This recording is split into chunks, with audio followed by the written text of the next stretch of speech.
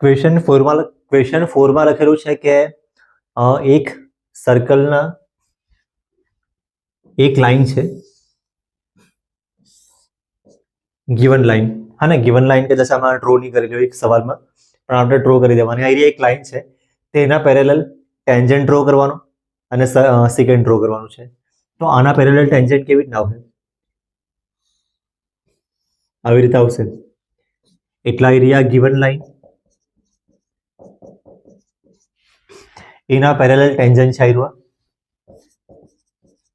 અને એના જ પેરેલલ સેકન્ડ, એટલે સેકન્ડ તમારે આવી રીતે 2 પોઈન્ટમાં ઇન્ટરસેક્ટ થાય.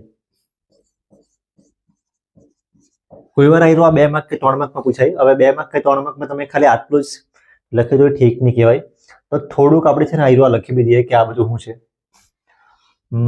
ડ્રો તો થઈ જ ગયું છે. આયરિયા ગિવન લાઈન, એના પેરેલલ ટેન્જન્ટ અને સેકન્ડ. ટેન્જન્ટ એટલે આયરુઆ 1 પોઈન્ટમાં ઇન્ટરસેક્ટ થયું, સેકન્ડ એટલે આયરુઆ 2 પોઈન્ટમાં ઇન્ટરસેક્ટ થયું. હવે નામ મેં લખી દે. આયરુઆ આ સાઈડથી ચાલુ કરું, કેમ કે આ સ્ટાર્ટિંગમાં ગિવન હતું ને, તો A B is given line લખા. આયરુઆ CD tangent, point of contact લખવાની જરૂર નહીં મળે, અને આયરુઆ EF.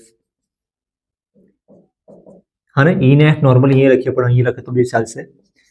હવે આયરુઆ લખી દેવાનું કે આયરુઆ ગિવન લાઈન છે, પછી આ ટેન્જન્ટ,